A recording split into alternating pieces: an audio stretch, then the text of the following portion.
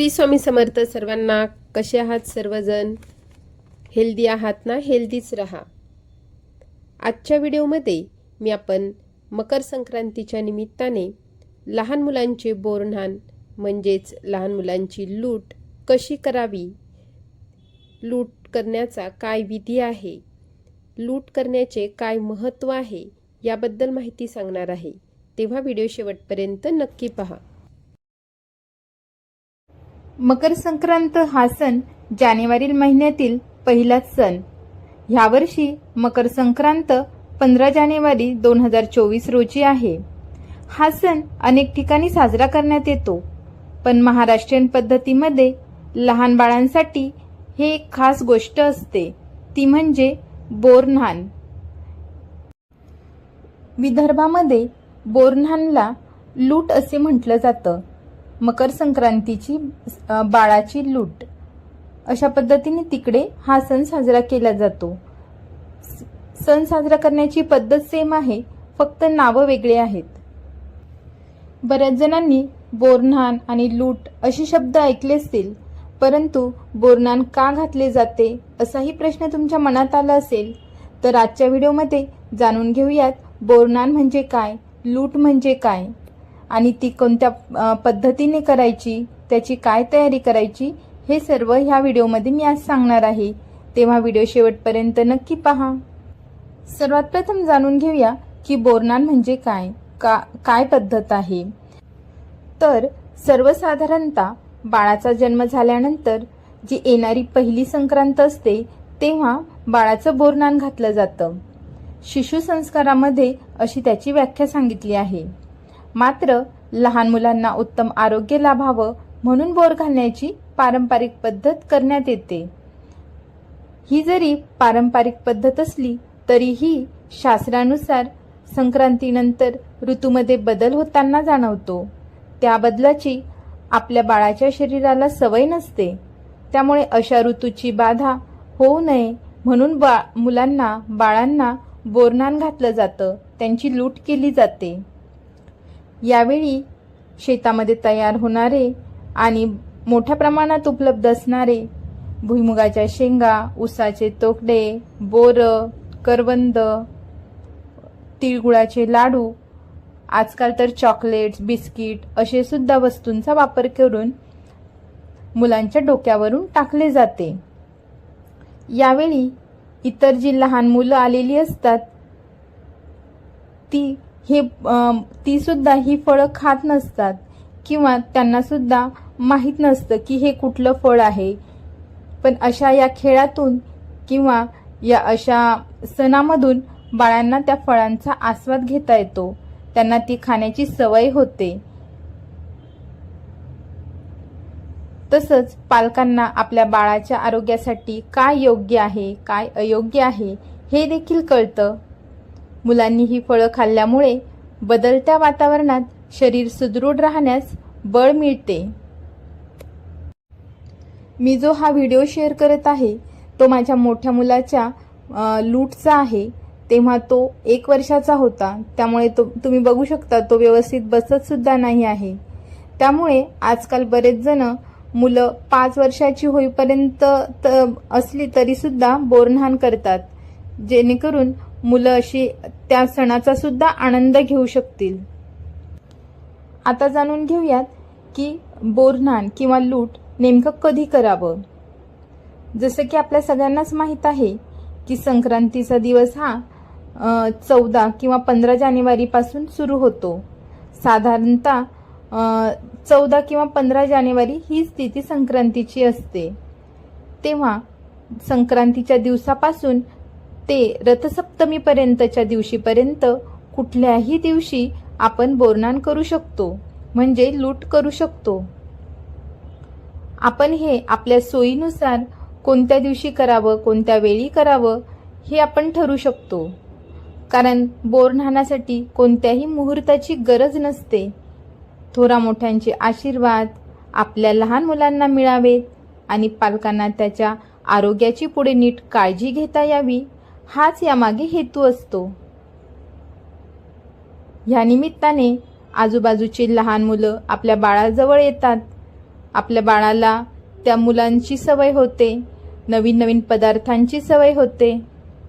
अशा प्रकारे बाळाच्या डोक्यावरून हे असं खाऊ टाकला जातो आणि बोलवलेल्या बायका आणि त्यांची मुलं ते जमा करतात. आमचा श्रेयस थोडा दचकला आहे, त्याला एवढ्या गर्दीची सवय नव्हती. तुम्ही बघू शकतात कसे छोटे छोटे मुलं ते वेचत आहे. ह्या निमित्ताने ह्या सर्व गोष्टी त्यांच्या देखील पोटामध्ये जातात आणि हाच या बोरन्हाणचा आणि लूटचा मेन उद्देश असतो, जेणेकरून हे सर्व जे पदार्थ आहेत ते सर्व मुलांच्या पोटामध्ये जावे.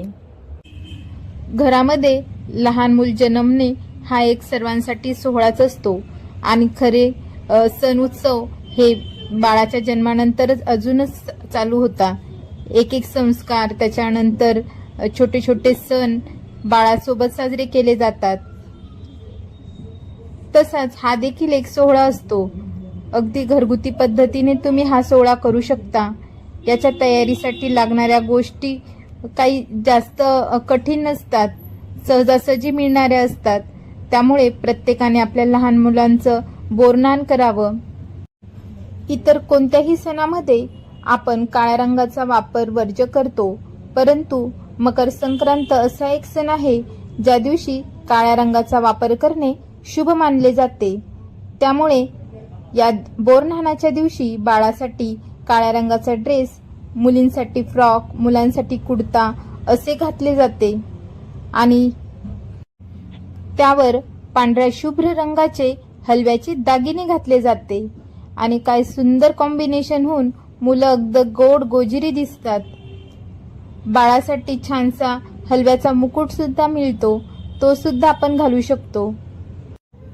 ज्या दिवशी बोरन्हाण असेल त्या दिवशी आजूबाजूच्यांना बोलवावं, आपल्या नातेवाईकांना बोलवावं, लहान मुलांना कार्यक्रमासाठी बोलवावं आणि मग हा कार्यक्रम सुरू करावा. आता जाणून घेऊयात की नेमकं बोरन्हाणाच्या दिवशी काय करावं. तर एका पाटाभोवती छान अशी रांगोळी काढून घ्यावी.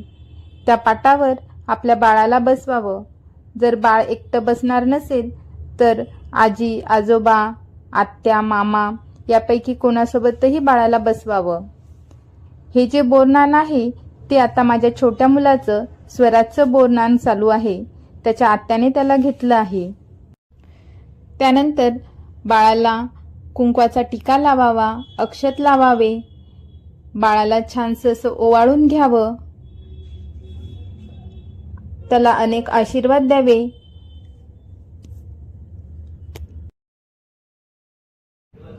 आपल्या घरी आलेल्या सवाष्णींना सुद्धा आपल्या बाळाला ओवाळायला सांगावं. बाळाचं औक्षण करून झाल्यानंतर बाळावरून बोरं, करवंद, चॉकलेट्स, बिस्किट्स, फुटाणे, तिळगुळ, उसाचे तुकडे असं जे आपण एका ठिकाणी बनवून ठेवलं आहे ते मिश्रण त्या बाळाच्या डोक्यावरून हळूवारपणे सोडावं. बाळ दचकलं नाही पाहिजे, इतक्या हळूपणे सोडावं, कारण की अशा वेळेस बाळ गोंधळून जाण्याची भीती असते किंवा त्याला कुठे टोचणार नाही याची काळजी घ्यावी. नंतर हे ओतलेले पदार्थ लहान मुलांना गोळा करायला सांगावे. यात तर एक मज्जाच असते. 1 वर्षाच्या आतील जे बाळ असतात ते सहसा रडतात. त्याच्यामुळे बरेच जण बाळ मोठं झाल्यावर किंवा आजकाल तर 5 वर्षापर्यंत सुद्धा बाळाचं बोरन्हाण केलं जातं, जेणेकरून बाळ सुद्धा या सोहळ्याचा आनंद घेईल. आणि खेळ म्हणून लहान मुलं हे सर्व पदार्थ उचलतात आणि टेस्ट करायला नक्कीच ट्राय करतात आणि ह्या निमित्ताने आलेली सर्व लहान मुलं हे सर्व पदार्थ खातात आणि त्यांना खाताना बघून आपली बाळ सुद्धा ते असे पदार्थ खाण्याचा प्रयत्न करतात. आणि हाच मेन आपल्या कार्यक्रमाचा उद्देश आहे की आपल्या बाळाने ह्या काळामध्ये येणारे हे सर्व पदार्थ खावे, जेणेकरून त्याचं आरोग्य व्यवस्थित राहावं, त्याला बदलत्या वातावरणाचा त्याच्या शरीरावर परिणाम होऊ नये, इतर मुलांवर या वातावरणाचा परिणाम होऊ नये, म्हणून घरोघरी असे बोरन्हाणचे कार्यक्रम आयोजित केले जातात. बोरन्हाणाच्या म्हणजे लूटच्या निमित्ताने आपल्या घरी आलेल्या सवाष्णींना घरातील स्त्रीने हळदी कुंकू द्यावं, त्यांना तिळगुळ वाटावे, वाण द्यावं किंवा एखादी गिफ्ट म्हणून एखादी वस्तू द्यावी, जेणेकरून आपल्यामधील स्नेहभाव वाढावा, एकोपा वाढावा आणि त्यांनी आपल्या बाळाला शुभ आशीर्वाद द्यावे. मकर संक्रांत हा सण दान धर्मासाठी मानला जातो. त्यामुळे आजच्या दिवशी गोरगरिबांना, जे गरजू लोकांना दान करावे, जेणेकरून त्यांचे सुद्धा शुभ आशीर्वाद आपल्या बाळाला लाभतील. असे छोटे छोटे सण साजरे करणे भारतामध्ये तर एक परंपराच आहे. या निमित्ताने शेजारी पाजारी आपल्या घरी येतात, आपले नातेवाईक आपल्या घरी येतात आणि आपल्या मुलांना आशीर्वाद देतात. महाराष्ट्रामध्ये ही प्रथा अधिक प्रचलित आहे. त्यामुळे तुमच्या घरामध्ये जर लहान बाळ असेल तर तुम्ही सुद्धा बोरन्हाण म्हणजे लूट नक्की करा. ही एक मजा सुद्धा आहे आणि लहान बाळांसाठी खेळ सुद्धा. तुम्हाला मी दिलेली आजची माहिती आवडली असल्यास व्हिडिओला लाईक करा, चॅनलला सबस्क्राईब करा आणि असेच नवीन नवीन व्हिडिओ मी बनवावे यासाठी मला प्रोत्साहित करा. थँक्यू.